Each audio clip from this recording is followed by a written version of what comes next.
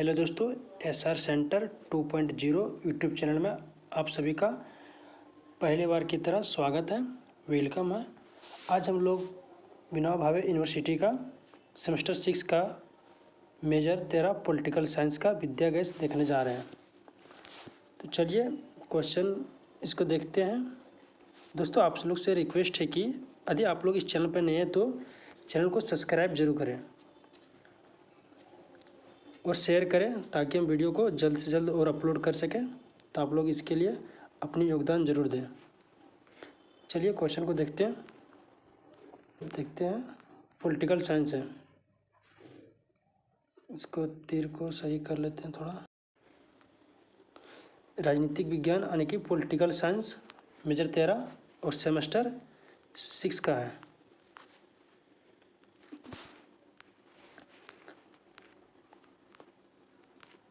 तो क्वेश्चन को देखते हैं। मेजर्स यार आ गया आपका इसका पूरा सिलेबस, जिसकी सिलेबस में दिया गया है पॉलिटिकल पार्टी नेचुरल एंड इसका टाइप्स पढ़ना है। पॉलिटिकल पार्टीज का क्या नेचर है, क्या प्रकृति, इसकी क्या टाइप्स होती है, इस पढ़ना। एक है establishment of the Indian national Congress, यानी कि जो राहुल गांधी को जो कांग्रेस चलती है उसका जो से एस्टेब्लिश्ड, उसका किस प्रकार से स्थापित हुआ, उसका निर्माण किस प्रकार से हुआ, उसको देखना है। तीसरा यूनिट है natural of party system in post independence day, यानी कि जो सो स्वतंत्र भारत में जो सो पार्टी सिस्टम का जो सो नेचर देखना है। फिर चौथा है नेशनल पॉलिटिकल पार्टीज, यानी राष्ट्रीय राजनीतिक दल क्या है वो देखना है। वो किसका, कांग्रेस का देखना है, बीजेपी का देखना है। पांचवा पॉइंट है इसका सिलेबस का रीजनल पॉलिटिकल पार्टीज, यानी कि जो क्षेत्रीय होती है वो पॉलिटिकल यानी राजनीतिक दल, उसको इसमें देखना है। किसका JAM, DMK और RJD का। छठा हो गया लेफ्ट पॉलिटिकल पार्टीज, इसमें किसका देखना है, इसका भी इंट्रोडक्शन से देखना है इसका। ये रहा आपका सिलेबस सेमेस्टर 6 का। तो चलिए अब क्वेश्चन को देखते हैं। सबसे पहला क्वेश्चन है राजनीतिक दल की परिभाषा दीजिए, इसकी प्रकृति एवं विभिन्न प्रकारों की विवेचना कीजिए। यानी राजनीतिक दल क्या है इसकी परिभाषा करना है, इसकी क्या क्या प्रकृति होती है या कितने प्रकार के होते हैं, इस क्वेश्चन के अंतर्गत उसको देखना है, उसको लिखना है। दूसरी क्वेश्चन है स्वतंत्रता प्राप्ति के पश्चात भारत की दलीय प्रणाली का विकास किस प्रकार से हुआ, इस पर ऐतिहासिक दृष्टिकोण से चर्चा कीजिए। यानी कि स्वतंत्रता जो इंडिया प्राप्त किया उसके पश्चात जो सो भारत में दलीय प्रणाली जो सो विकास किस प्रकार से हुआ उसको लिखना है। और इसकी ऐतिहासिक दृष्टिकोण यानी कि उसका इतिहास में क्या दृष्टिकोण रही, क्या भूमिका रही, क्या महत्व रही, वो देखना है। अब तीसरा क्वेश्चन है झारखंड मुक्ति मोर्चा की स्थापना उद्देश्य क्षेत्रीय राजनीतिक में भूमिका की विवेचना कीजिए। यानी झारखंड मुक्ति मोर्चा जिसको हम लोग शॉर्ट में बोलते हैं JMM, जिसको शिबू सोरेन इसको चलाता है, उसकी भूमिका देखना, उसका उद्देश्य देखना, उसकी क्षेत्रीय राजनीति में क्या क्या भूमिका है वो देखना है।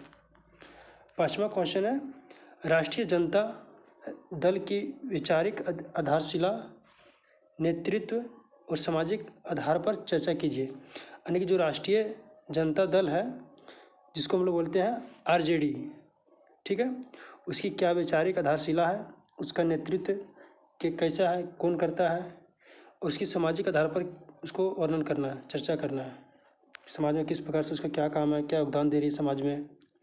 अब पांचवा क्वेश्चन है भारत में राजनीतिक दलों की भूमिका निर्वाचन प्रक्रिया में किस प्रकार से निर्धारित होती है, स्पष्ट कीजिए। यानी भारत में जो भी राजनीतिक दल है उसकी क्या भूमिका होती है, किसमें, निर्वाचन प्रक्रिया में, उसके निर्धारित क्या करती है निर्वाचन प्रक्रिया में, उसके स्पष्ट करना इस क्वेश्चन में।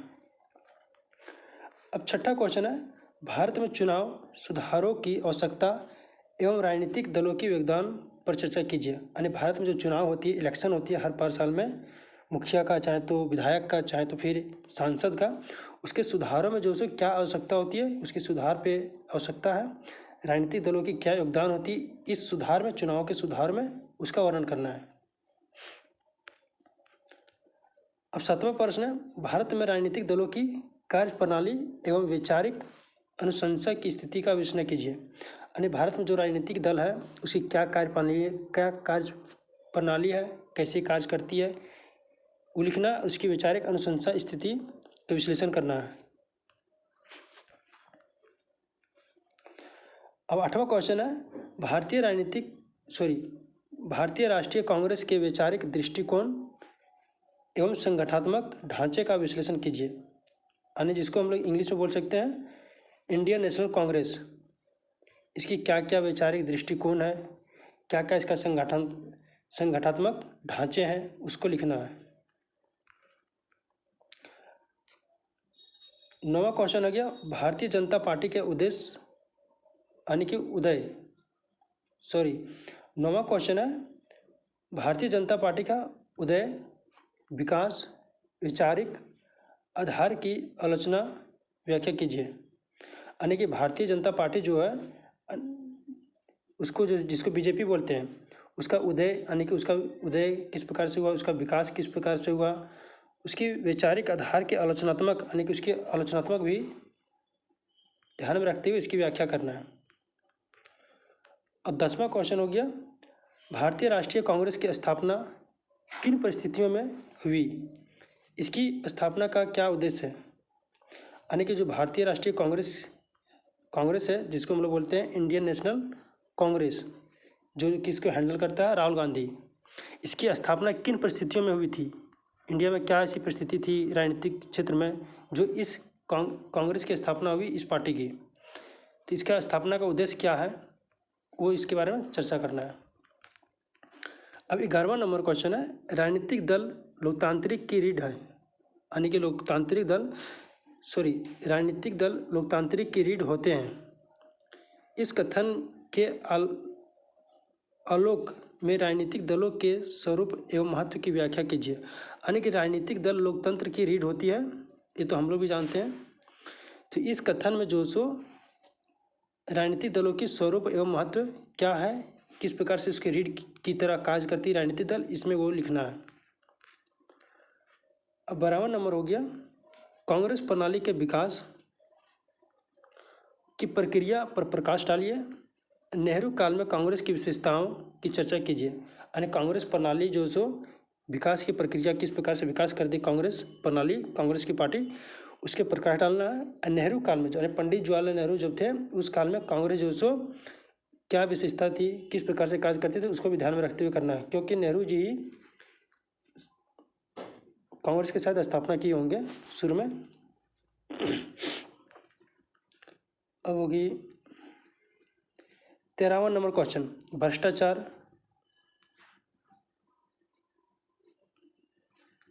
भ्रष्टाचार, वंशवाद, जातिवाद, फिर अपराधीकरण, इन समस्याओं के आलोक में भारत के राजनीतिक दलों की आलोचना कीजिए। यानी कि भारत में जो राजनीतिक दल है वो भ्रष्टाचार में, वंशवाद में यानी कि अपनी वंशानुगत, जातिवाद में और अपराधीकरण के कारण में किन किन समस्याओं से होती है, इन 1 2 3 4 यानी इन 4 समस्याओं के ध्यान में रखते हुए ये राजनीतिक दलों की आलोचना करते हुए इसके आंसर लिखनी है।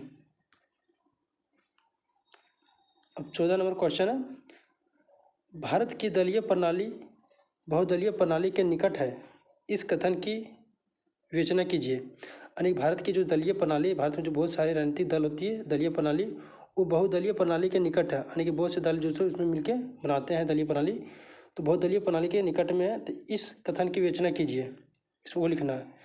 तो टोटल 14 क्वेश्चन है, किसमें, मेजर 13 में, भी किसका, पॉलिटिकल साइंस का, जो कि विद्या के इसके दिया गया है। अब इसमें से कौन कौन से क्वेश्चन इंपॉर्टेंट है और आपको किस किस का इसमें से आंसर चाहिए, जिस जिस क्वेश्चन का आंसर चाहिए आप उनको कमेंट कीजिए, हम उसका आंसर अपने शब्दों में, वो भी लैंग्वेज में, सिंपल लैंग्वेज में करा देंगे। एक बार फिर से आप लोग अपना सारा क्वेश्चन को देख लीजिए। पहला क्वेश्चन, दूसरा क्वेश्चन, तीसरा क्वेश्चन, चौथा क्वेश्चन, 5वां, 6वां, 7वां, 8वां, 9वां, 10वां, 11वां, 12वां 13वां 14वां क्वेश्चन। तो आज का क्लास यहीं ख़त्म होती है। तो दोस्तों आप लोग अगर नए हैं चैनल पे तो चैनल पे सब्सक्राइब जरूर करें और शेयर करें अपने दोस्तों के साथ। फिर मिलते हैं आप लोगों के पास नेक्स्ट वीडियो। इसका सारा मेन क्वेश्चन, इंपॉर्टेंट क्वेश्चन का आंसर लेके आते हैं और अपलोड करते हैं। ठीक है, thank you, best of luck.